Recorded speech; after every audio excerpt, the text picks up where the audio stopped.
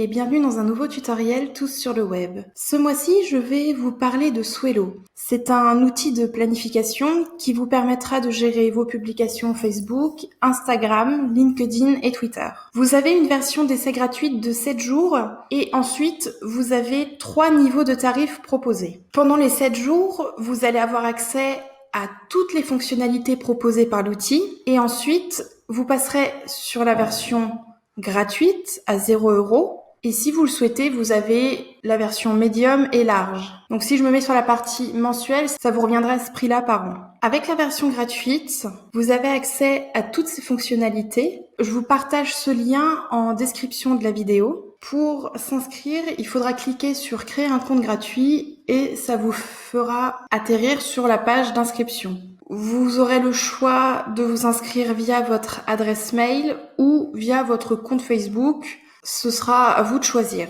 Une fois que vous avez renseigné votre adresse mail, vous tombez sur ce contenu qui vous demande donc de renseigner votre profil Twitter, votre page Facebook, votre profil Instagram, votre profil LinkedIn et votre page LinkedIn. Donc, lorsque vous avez renseigné ces informations, Swello vous demande l'autorisation de pouvoir gérer vos pages, de publier au nom des pages que vous gérez et d'accéder aux statistiques de votre page et application. Bien évidemment, si vous vous êtes inscrit sur Swello, c'est pour l'autoriser à faire tout cela. Et une fois les conditions acceptées, vous verrez que vous pourrez programmer, automatiser et publier vos contenus sur plusieurs réseaux sociaux en même temps. Le compte Swello, donc le compte gratuit, vous permet de lier jusqu'à 15 pages, donc 15 comptes différents. Là, on va présenter l'interface de l'outil. À droite, vous avez un menu.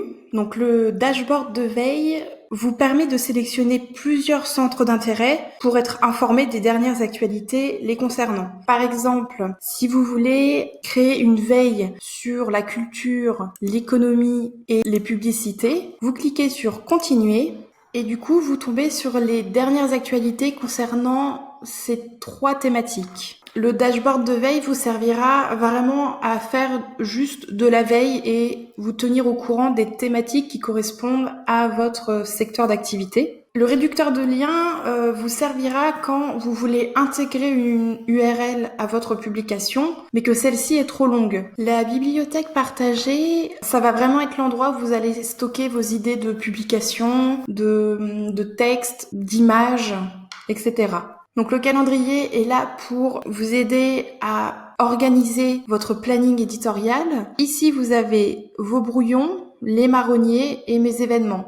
Donc par exemple, quand je coche les marronniers, il m'affiche tous les événements récurrents qui se passeront dans l'année, donc les soldes, la fête nationale, etc. Si vous avez créé des brouillons, ils pourront s'afficher également, donc nous on n'en a pas créé, et vos événements. Donc la programmation simultanée vous permet de publier une publication sur plusieurs de vos réseaux sociaux. Si par exemple vous voulez publier sur votre page Facebook et votre page LinkedIn et Twitter, vous pouvez le faire. Ce qui va surtout nous intéresser, ça va être la partie planification. Donc, si par exemple je souhaite programmer une publication sur la page Facebook Alpizir, je clique ici et là on voit que je suis bien en train de créer une publication sur la bonne page Facebook. Si je voulais publier sur le LinkedIn d'Isar Attractivité, j'aurais cliqué ici. Donc, on va faire un test. Ici, vous avez une note. Donc en fait, ça va être une note concernant la qualité du post que vous créez. Donc là, j'ai la note la plus faible. Et ils me disent pourquoi. Parce que je n'ai pas de lien, parce que le post il est trop court, que je n'ai pas mis d'emoji, etc.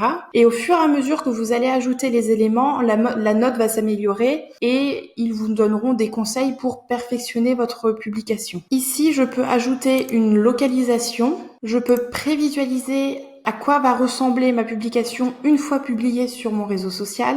Là, je peux ajouter des emojis. Ensuite, je peux importer des photos ou une vidéo. Par exemple, là, le fait que j'ajoute un emoji, une photo, la note s'est améliorée. Je peux aussi accéder à une banque d'images libre de droit de l'outil Swello. Une fois votre publication créée, vous pouvez l'enregistrer en brouillon ou alors vous pouvez aussi programmer directement le post. Donc normalement, si je vais dans mes brouillons, on le retrouve ici. Vous avez aussi accès aux statistiques.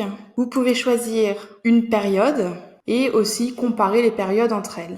C'est vraiment un récapitulatif des interactions que vous avez eues pendant cette période, les évolutions de la communauté, l'engagement de la communauté et les meilleurs posts de la période. En cliquant sur le plus, vous pouvez aussi ajouter une autre page Facebook ou un autre profil Instagram. Je vous remercie d'avoir suivi ce tutoriel et vous dis à bientôt dans un nouveau.